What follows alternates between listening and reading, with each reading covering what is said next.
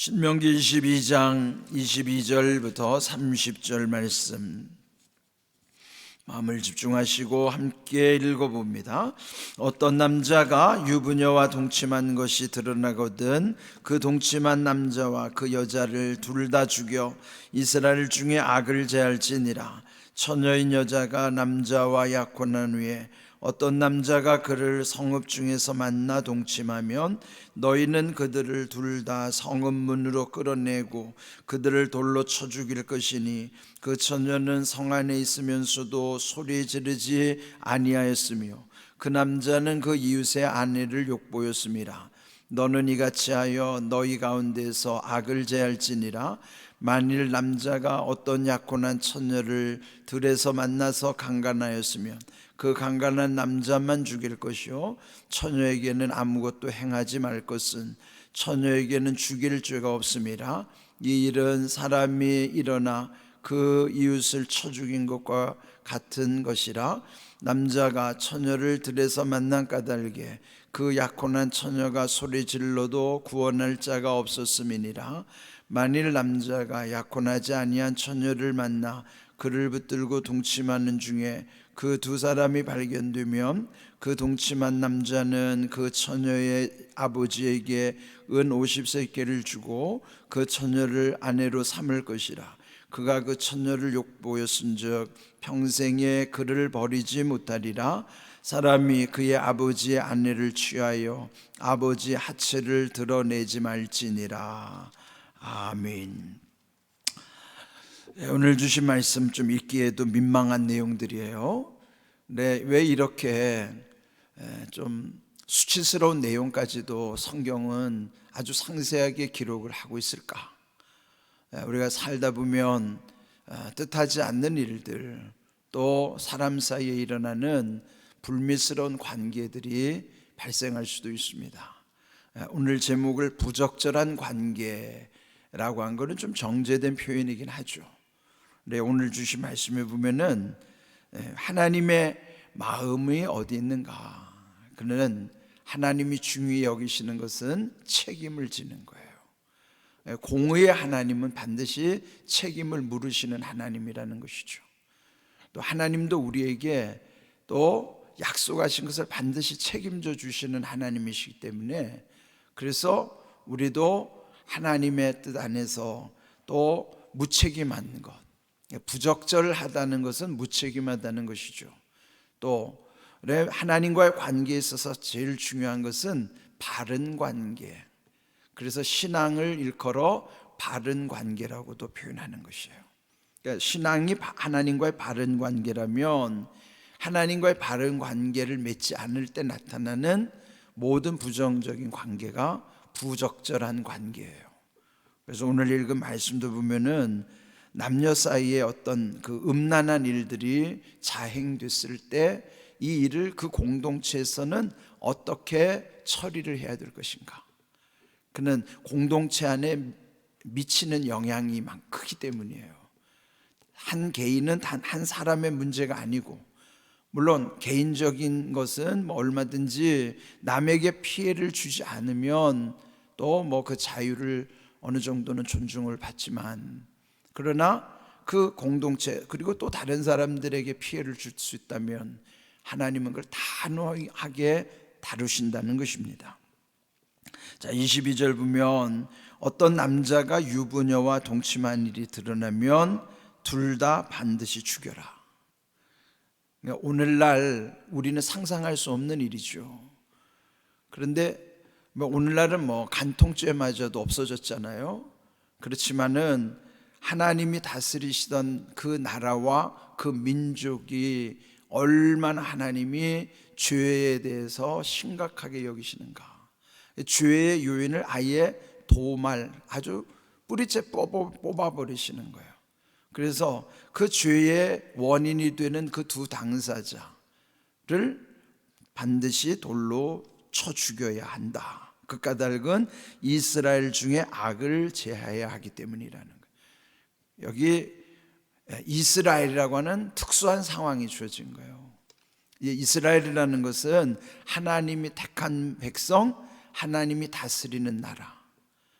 그래서 오늘 우리의 나라에서는 이런 법이 작동하지도 않지만, 또 그렇게 할 수도 없는 형편이지만, 그래도 왜 하나님이 이렇게 철저하게 하시는가를 우리는 알아야 되는 거예요.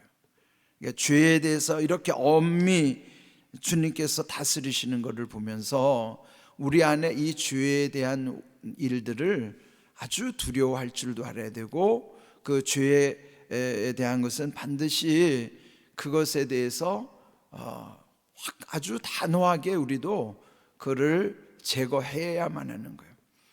그러면 어떤 관계에 있어서는 이게 쌍방간의 문제예요. 그래서 먼저 내 자신 안에서 내 마음이 그 어떤 죄에 얽혀지지 않도록 내 마음을 관리하는 것은 자기가 책임을 져야 되는 부분이에요.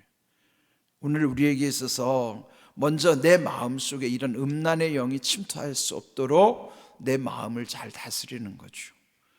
그런데 잠언 4장 23절 말씀처럼 그 마음이 생명의 근원이라 그러잖아요. 그러니까 생명의 근원인 마음을 우리가 지키라고 하는 게 명령하는 거예요. 그러니까 마음을 자기가 지켜야 되는데 실제로 자기가 자기 마음대로 할 수 없는 것이 또 자기 마음인 것이죠.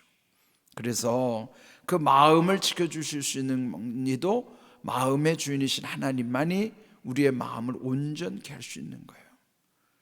여러분 잘 아시는 대로 빌립보서 4장의 말씀,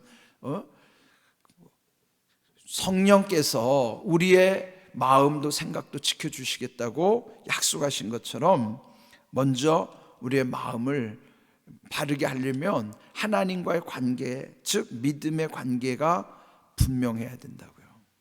그것이 뭐냐면 신앙의 바른 관계로부터 부적절한 관계를 예방할 수 있어요. 하나님과의 바른 관계만 이루어진다면 이런 부적절한 관계는 상상할 수도 없어요.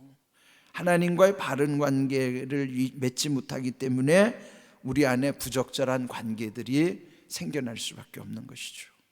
그래서 먼저 이런 결과에 대한 것을 보면서 원인이 될 수 있는 것은 먼저 그걸 어떻게 해결할 수 있을까요? 그는 우리가 하나님과의 바른 관계를 그 믿음 안에서 회복하면, 근데 그 과정 중에 늘 반복해서 강조하는 것은 하나님을 두려워하는 거예요. 우리 금요일 날 우리 청소년부 겨울 캠프를 했잖아요. 그때 제가 우리 아이들에게도 강조했던 게 그겁니다. 아이들에게 있어서 가장 모델이 되는 성경의 인물은요, 요셉이에요. 요셉은 청소년 나이 17살. 그러니까 요셉의 나이가 17살이 왜 중요한가 하면 17살 나이에 그는요, 형제들로부터 인신매매를 당하는 거예요.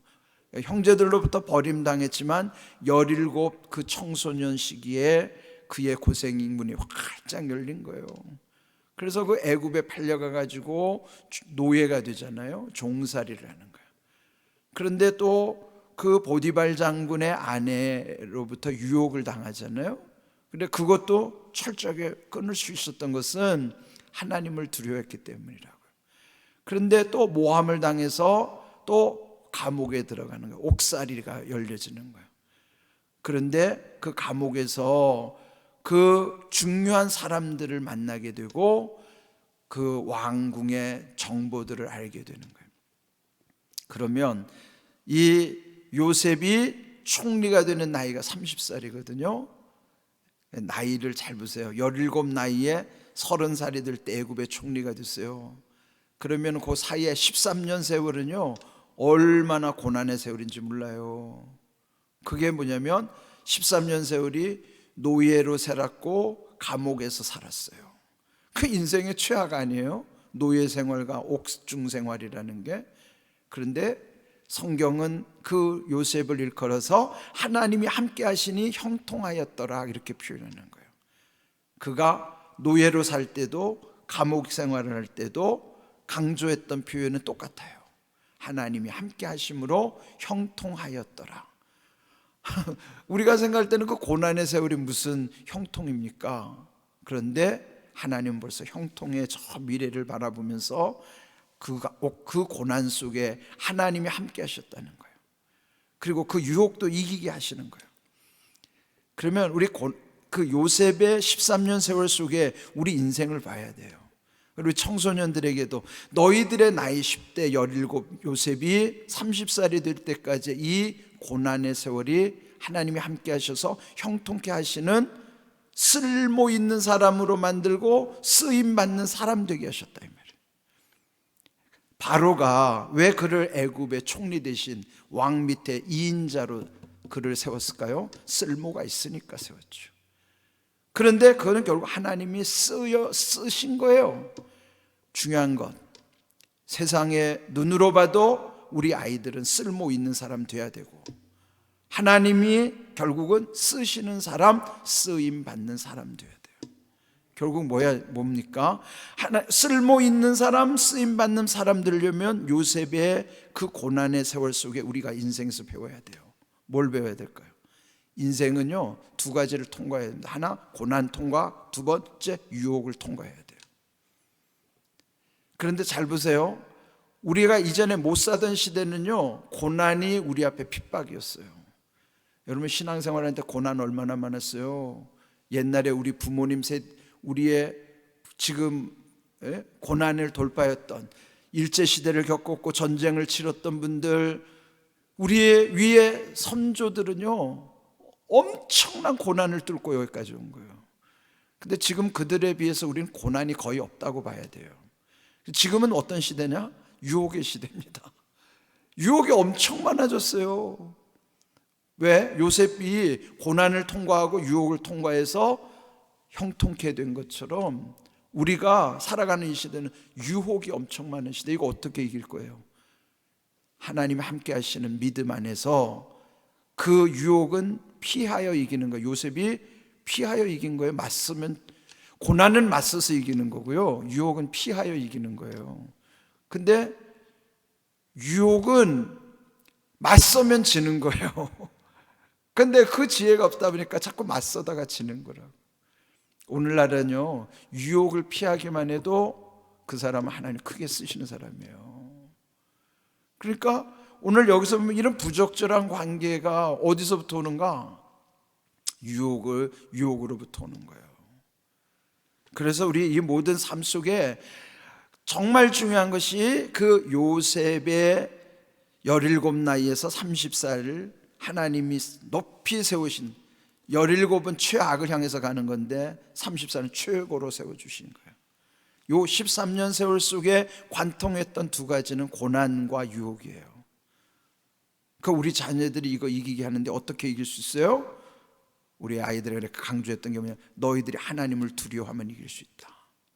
하나님이 함께 하시기 때문에 하나님을 두려워하면, 하나님이 함께 하신다면 고난을 이길 수 있지만 하나님을 두려워하면 너희들은 유혹도 이긴다. 그러면 너희들은 요셉처럼 하나님이 쓸모 있는 사람으로, 쓰임받는 사람으로 너를 쓰실 거단 말이에요. 이거 오늘 우리 교회가 훈련시켜줘야 돼요. 우리 아이들 이렇게 유혹 많은 세상에서 걔네들이 어떻게 그 유혹 이겠어요? 하나님이 두려워야만 유혹 이기는 거예요. 하나님 두려워하지 않으면 유혹 못 이깁니다. 오늘 여기 부적절한 관계를 이기는 것도 마찬가지예요. 하나님 두려워해야 이기는 거예요. 그 시대는요, 철저하게 돌로 쳐 죽이라고 그랬지만은 돌로 쳐 죽여서 해결될 문제가 아니에요. 우리 마음의 문제이기 때문에. 그렇다면 결국은 여기 있는 내용들 우리가 다 읽을 것도 없어요. 한마디로 정리하면 부적절한 관계. 그런데 이걸 오늘 우리 시대에 어떻게 적용할 것이냐? 하나님과의 바른 관계 속에서 이 문제는 풀을 수 있는 거예요. 그렇다면 우리가 요셉을 우리의 중요한 삶의 롤모델로 삼아야 된단 말이에요. 고난도 유혹도 이길 수 있는 것은 하나님이 함께 하심으로 형통케 된 것처럼, 하나님을 두려워함으로 요셉도 유혹을 이겨낸 것처럼, 오늘 우리도요, 하나님이 함께 하시면 고난도 이길 수 있지만 하나님을 두려워하니까 유혹도 피할 수 있는 것이라. 이런 귀한 은혜를 우리 마음에 새기고요, 우리 자신부터도 그 믿음으로 살아야지만 우리 자녀들도 그렇게 세울 수가 있어요. 근데 우리가 그렇게 못 살면 자녀들을 세울 수 없죠. 오늘 주신 말씀 속에는 하나님의 진심을 깨달아야 돼요. 하나님을 향한 진심, 하나님을 향한 온전한 마음이 전심이죠. 이번에 극동방송에서 그 빌리 그레함 전도 집회를 이제 6월 3일 날 저 상암 월드컵 경기장에서 계획하고 지금 기도하고 있거든요. 이제 우리 교회도 이제 그 기도에 같이 동참을 할 건데, 근데 거기에 강조된 말이 그랬어요. 사람에게는 진심으로, 하나님께는 전심으로. 마음이 확 와닿았어요. 우리는 사람을 대할 때 진심으로 대해야 되지만 하나님께 대할 때는 전심이라면 온전한 마음이에요. 진심은 거짓 없는 마음이지만 전심은 온전한 마음이에요. 이 두 가지 마음, 진심과 전심, 이거 할 수 있는 비결은 우리 힘이 아닙니다. 결국은 하나님과의 바른 관계 속에서만이, 하나님이 함께 하시고 하나님을 두려워할 때만이 고난도 이기고 유혹도 피할 수 있다는 이 삶의 원리를 깨달아야 되는 거예요. 그 말씀, 그것이 결국 오늘 돌로 쳐 죽이라는 겁니다. 내 마음에서부터 그 모든 걸 다 차단하는 거예요. 오늘 우리에게는 이렇게 은혜 시대에 주신 하나님의 지혜가 그렇다는 것을 기억하시고, 우리는 늘 임마누엘의 은혜, 은총 가운데서 하나님과의 바른 관계를 통해 세상과의 모든 부적절한 관계를 이기는 삶이 되기를 주님의 이름으로 축복합니다. 아멘.